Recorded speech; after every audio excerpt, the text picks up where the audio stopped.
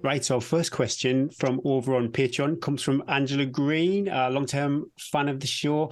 And Angela said, I recently saw a post on Instagram that for ultra-endurance distant runners, we should focus on calories rather than grams of carbs per hour because of working at lower intensities.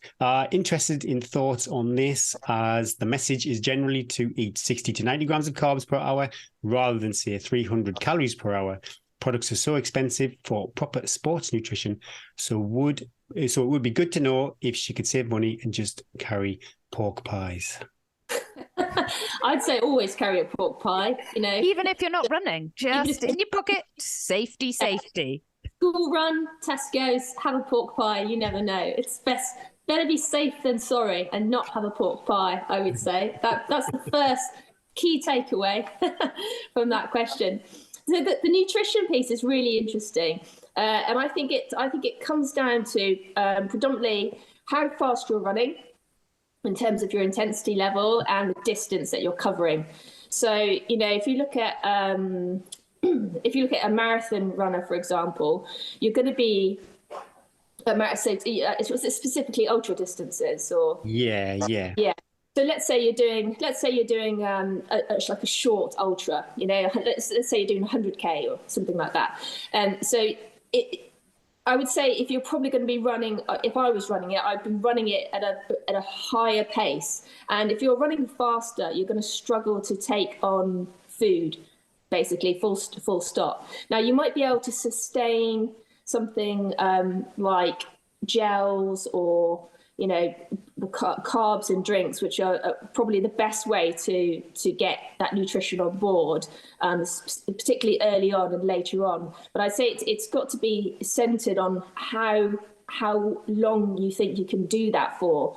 Now, by far, liquids and gels are probably the easiest on it to take on board, the easiest way to get carbs into your body.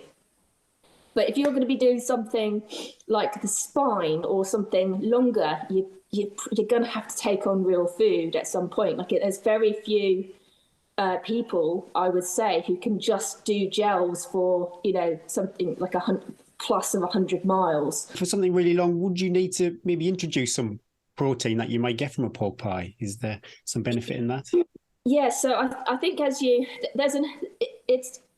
think it is very race specific. So if you look at something like the spine, you're going to be moving at a slower rate.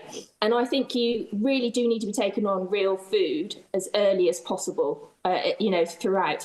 And as you go on in the race, in long endurance events where, you're talking days, your ability to take on real food, dramatically decreases. So by the end of it, you're really struggling to take on any kind of food, really, in a lot of cases.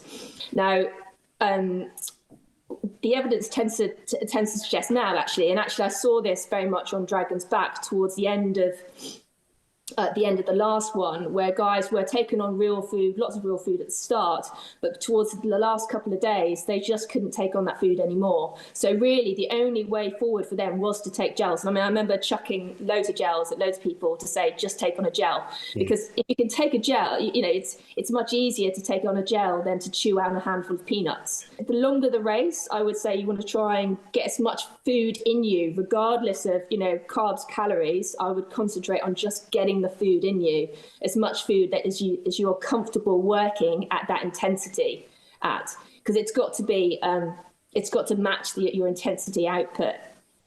If you're doing shorter races, well, yeah, I mean, you can train your body to push gels, to push on that kind of, that would be a much easier in terms of carbohydrate intake. But if you're doing that for 24 hours plus, there's, studies show that actually having lower, it can lead to lower sodium in your blood, which can cause you GI issues as well. So fundamentally, it just comes down to your own body and how much you can absorb. Now, the guidelines in regards to 60 to 90% for carb increase, that's actually very top end. Most top end athletes will probably do that. most average athletes, and I would include myself in that, probably can't do more than 40 grams of carbs an hour. The rest of it, you're probably going to get GI issues. You're probably going to start to feel sick. You're going to start to feel nauseated because you're just taking on too much, and your body is not conditioned to utilizing that.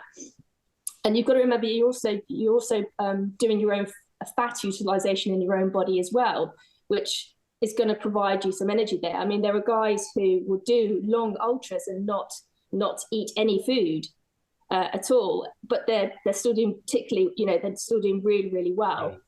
So I think the key thing is not to get swept up in carbs per hour, depending on what race you're doing. Like if you're marathon training, that is going to come into it a lot more. But if you're ultra training, I would just concentrate on getting as much food that you can get in and continue to run on and continue to feel good with. That's the key thing, not to get too consumed by carbs. If you're going to start looking at that for a longer stage race and you want to build on that in terms of nutrition, well, then you're going into the, how many grams per kilogram of muscle of weight and that kind of stuff, and a coach should be able to break that down for you to work out your carb intake. But even then, that's not always gonna pan out for you, and I know very few people who that actually relates to well. In terms of the science of it, the science is great, but the reality is you've got to get out, you've got to practice it, you've got to practice eating that pork pie when you're feeling really sick, you've got to practice if you can take on gels or if they're going to make you feel sick. I often see people take too many gels and use gels too much when they're not conditioned to it, and that gives them issues. But likewise, you don't need all these gels. Like I go back to Dragon's Back race. So top competitors at Dragon's Back race this year were eating everything from Ginster's pasties. Yeah. Yeah, I don't even know what that is, but it's so. You don't know what a Ginster's pasty is? It's a pasty. Pasty. You don't know what pasty is? I have them every day. It's better than a pork pie. Bigger. The Zoom call's gone wild. Chris says, we were listening so quietly to all your fueling tips, and the minute you went pasty, we all went, what? So yeah, I mean, these are, I'd say, the top 10 competitors on Dragon's Back last year. Ate everything from pasties to monsters, a can of Monster. I mean, oh wow! At every checkpoint, gels, gels again. Russ, I know you did gels pretty much the whole way through the year before, didn't you? And again, if you're doing it that shorter, like the amount of time that you were out for there, Russell, was like 7 to 8 hours or something, wasn't it? I think so. Not long at all. Oh, shut up. I think 3 to 4 hours. I just waited because the camp wasn't set up mainly because it was so bad. So if you're out for 7 to 8 hours, yeah, you can do gels, you can do liquids, and that's a really good, efficient way to be able to move very quickly and take on the carbs that you need. If you're going to be out for 10 hours plus, you're going to get cold. You're going to need more stuff in you just to keep your body going.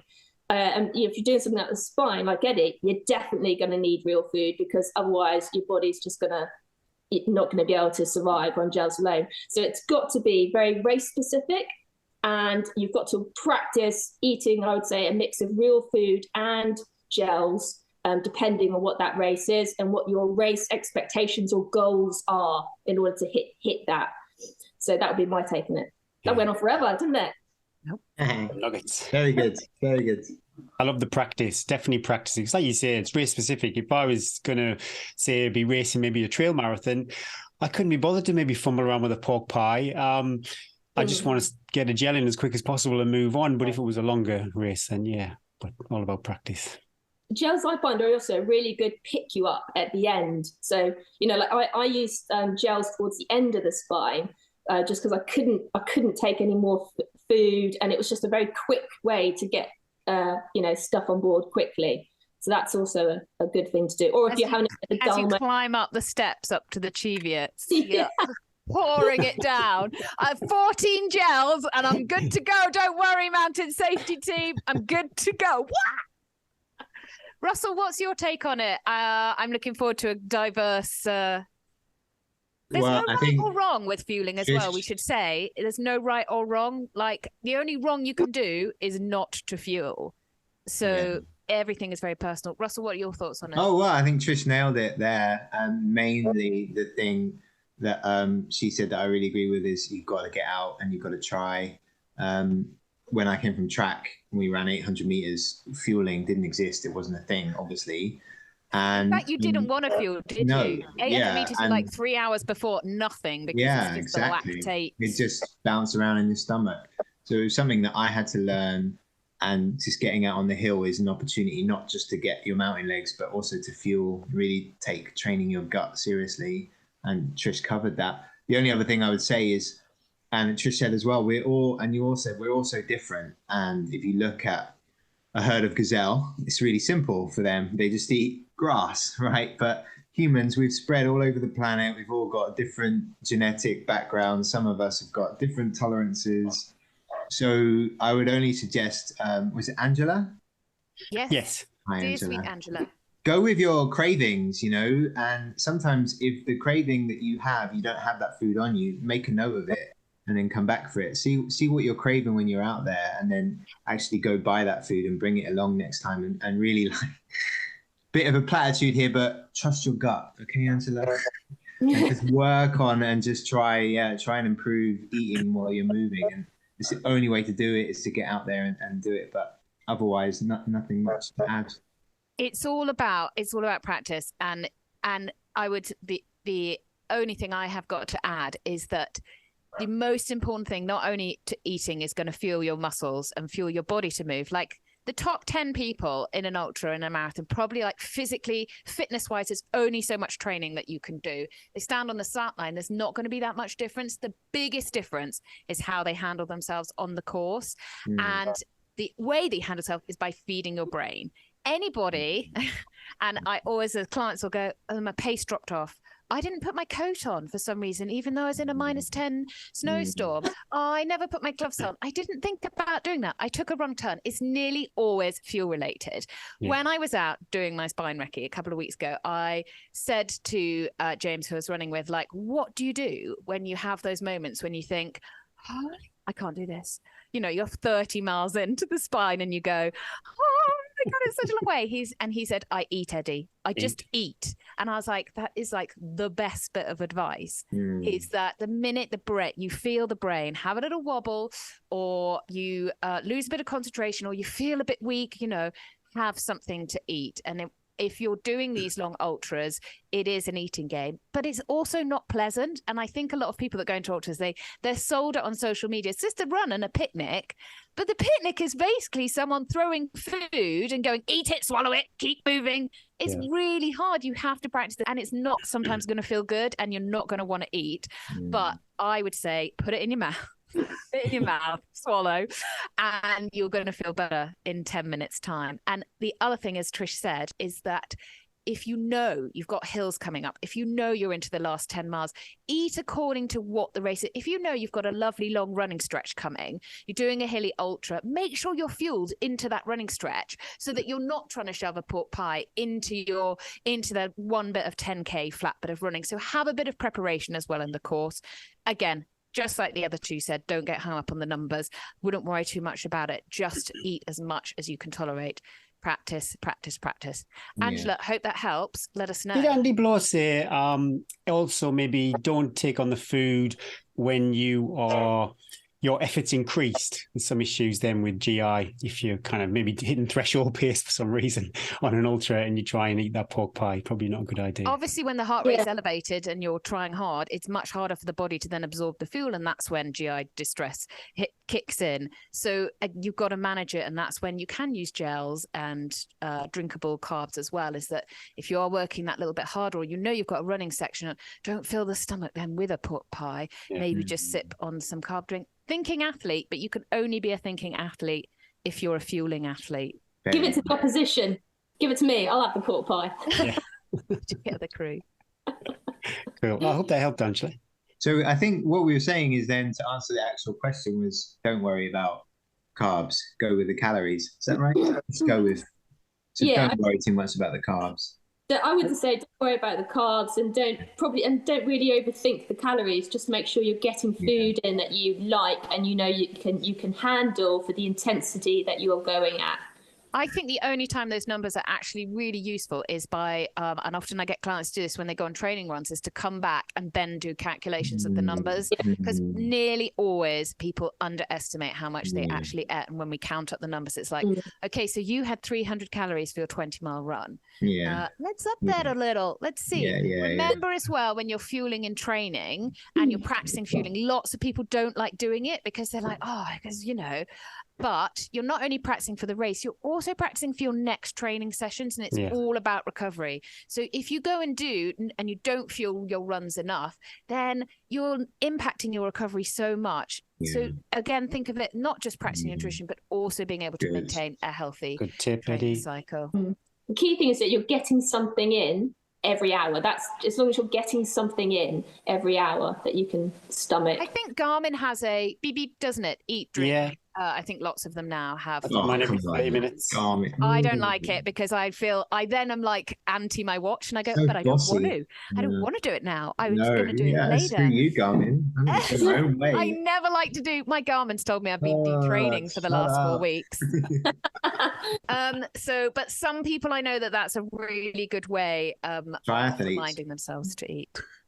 I don't need any reminding. In fact, I probably need to be told. Eddie, Garmin goes, Eddie, you're okay. You'll be all right. You don't need to.